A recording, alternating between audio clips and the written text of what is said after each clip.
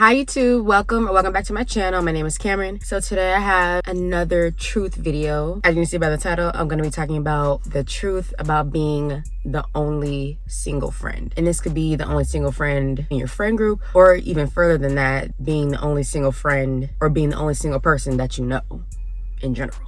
That's the boat that I'm in. I'm literally the only single person that I know. So basically this video is for all the women out there who you're the single friend, all your friends are coupled up and you need someone to relate to. So this video is here for you. Or even maybe some of the married people, you want to know what it's like to be the single friend because you don't know what that life is about. So this video can be here for you guys too. So before we get into the video, make sure to like, comment, subscribe, share the video, turn on my post notifications to be notified whenever I post a new video. And without further ado, let's get into this video. So what inspired me to make this video? I literally just thought of it like a couple days ago. This is something that I've been experiencing within the last month or two now that I'm back home from college. As I said earlier, I am the only single person that I know. Literally every girl that I know is in a relationship. Literally every girl that I know. I actually have a friend who is single, but she lives in a different state. So all the people that I know, all the women that I know here in California, they have boyfriends or they're essentially married pretty much. Like they have long-term boyfriends, so married basically. I'm the single one. I don't have a boyfriend. The dynamics with trying to collide those two different worlds, it can be different, challenging, and experienced, annoying. We get through it in our own way. When you're the single friend in a group of a whole bunch of girls who are married, it can be kind of challenging because you guys don't really always want to do the same things and don't always want to do the same type of activities. That can get old at some point. So I usually start my videos out with doing the pros and then the cons, but this video I'm going to do the cons first and then the pros. When you're the only single friend, it can get pretty tiring. So for instance, the group of girls I hang out with, they are both in long-term relationships, 4 years, 8 years. So I always say that they're married. Technically they're not married, those are just their boyfriends, but they're married because one of them lives with their boyfriend, so married. They just don't have the title or the papers saying that they're legally married, but married. We hanging out with people who are so like locked down, tied down, and I'm not tied down to anything, anyone. I'm not locked down at all. I can pretty much do what I want. It can be challenging to figure out what we can do and what we can't do. They're restricted because they're married. They can't do whatever, and I'm not restricted. I can do whatever. I don't have a guy that I have to go home to every night. I don't have a boyfriend to answer to or tell him what I'm doing every day. So I have more freedom than them essentially. So when you have friends who don't have much freedom and you have like pretty much all the freedom, that can be really hard to work through. The married people I hang out with say that they want to have fun. They say that they want to do all these things and have fun and go out, have all these different experiences. It really comes time to do it, they are nowhere to be found. They don't want to do it. I get it. They're married. If I was married, I wouldn't want to go out all night. So that's where you have the hard part, because I want to go out. Not all night. Once it starts hitting like 2 o'clock, it's like, okay, we can wrap it up. Anything before 2 a.m., the night is still young. I don't want to go home yet. Like, we're young. I'm so young. Like, I'm 22. Like, the people I hang out with are 22. Let's have fun. They're married, so they're 22, but they're acting like they're 32. Once it hits about 10 p.m., they get tired, sleepy. And it's like, oh my gosh, like, it's so like, really? One of them works, so she has to get up early in the morning. She works all day on her feet. I get it. I mean, I don't get it, but I get it. I can understand she's tired, but it's like, we're young. You're only going to be young for a certain amount of time in your life, and I want to enjoy my life. I want to have fun in all stages of my life. Of course, you have times where you have low periods, good days, bad days. That's gonna be all throughout your life. But I want to enjoy my life. I want to have fun, especially now that I'm not married, I'm not tied down, and I don't have any kids. I especially want to have fun because I know when I do get married, when I do actually have kids, I can still have fun, I can still enjoy myself, but the things that I do for fun is not going to be the same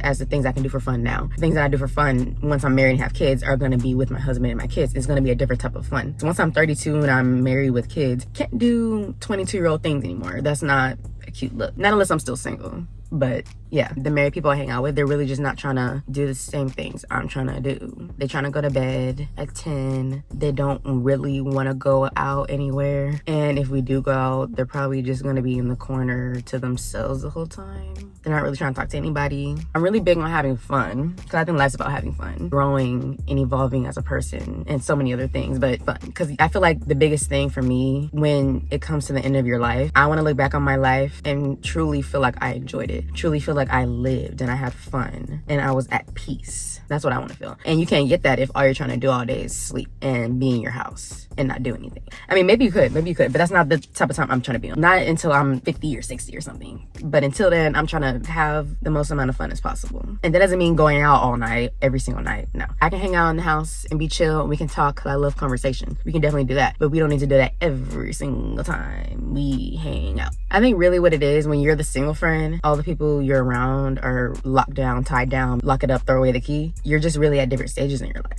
because we don't want to do the same things. You know, as I mentioned, I want to go out and have fun and they just want to kind of stay in the house and chill or be with their boyfriends, be with their husbands. And I don't have a boyfriend or a husband to be with, so it's different. We can't relate to each other. The people I hang out with, they've been in their relationship since they were very, very young. It's like almost they can't even relate to being single anymore. It's like a completely different world for them. Like they can't even relate and I can't relate to them. So it's like really, really two different spaces in our lives. And this is even more evident. There's a story, and I know Janelle, if you're watching this, you already know I'm about to say. I was with the married people, the relationship locked down, tied down friends, and we went to Chipotle. It was the three of us. Two are married, I'm not. So one of the married people went inside to Chipotle to get food. Me and my other married friend, we were in the car. A car pulls up in front of us. There's a group of a whole bunch of guys in the car. They went inside to Chipotle. The other married friend came back out, and so the guys came out of Chipotle. They saw us in the car. I guess they could see that there was a group of girls in the car. They were a group of guys, so I guess they were trying to see like,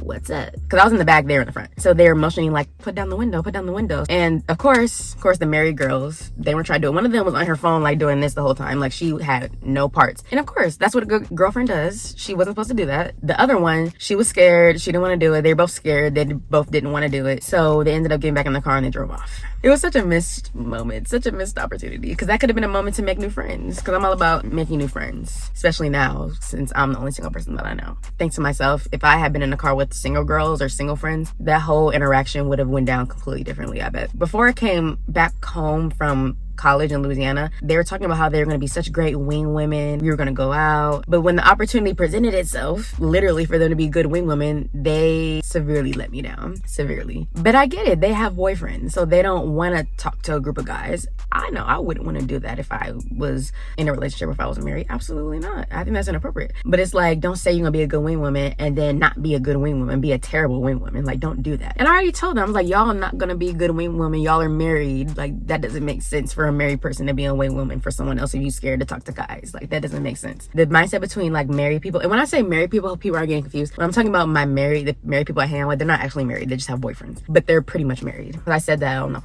if people are going to be confused. I don't actually know anybody that's married. Like, none of the people I hang out with are married, but they all have long-term boyfriends and they're severely locked down, tied down, lock it up, throw away the key. Yeah, they're married. The mindset between the married people and me is completely different because they're just on a different wavelength and different frequency that I'm not there yet. I haven't reached that level.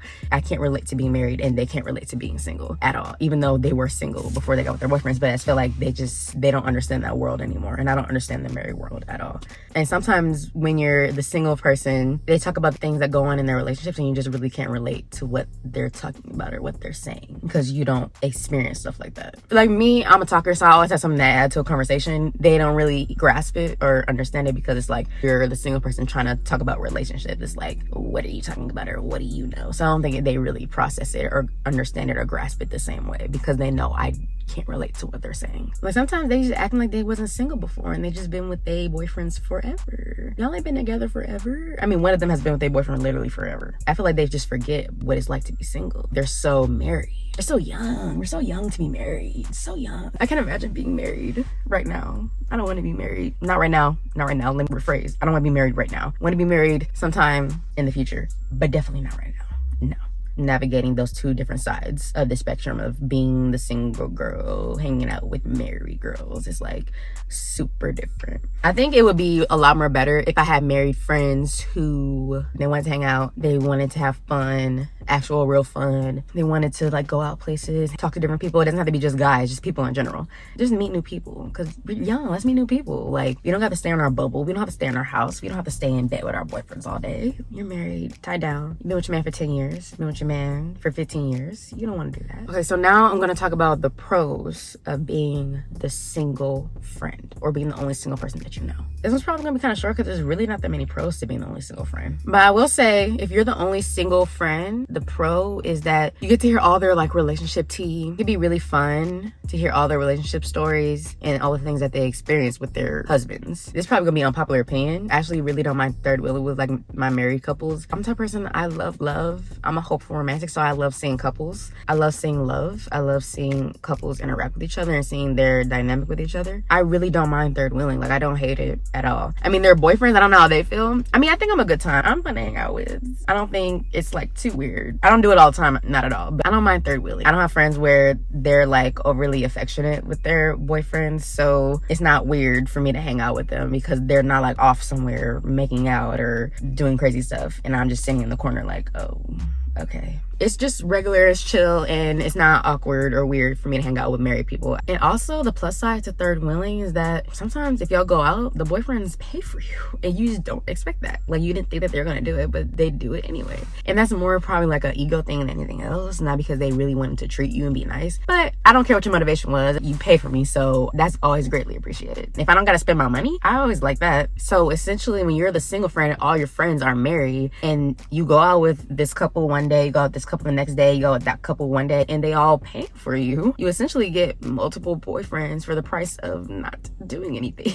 Literally not doing anything, just being here, just existing, my presence, and you just get free meals. It's amazing. It's a great life. Like I said in the cons section, sometimes when your friends talk about their relationship woes and all the things that they experience in their relationship, like the negative things that they experience in relationship, although I can't relate to anything that they're saying, it's nice going to sleep at night knowing that I don't have to put up with or deal with like BS in my life as far as a relationship. I'm definitely not saying that to sound like cocky or haha, you have to do this and I don't have to go through that. Sucks for you. Like, not at all. I know that when I do get into a relationship, when I am married, we're gonna have BS that I have to deal with, that he's gonna have to deal with, and we're gonna have to communicate and work through it. But right now, it's nice not having to deal with that. I don't have to fight with nobody. I don't have to go off of nobody. I don't have to do nobody's personality right now. Like, just me, myself, and I. So that's nice, not having to deal with all of the relationship troubles that other people in relationships have to experience, sometimes on a daily basis. That's not me trying to sound judgy or cocky or nothing like that. It's just nice not having to experience that right now. But I know I will experience like some bad moments in my relationship once I do get in one.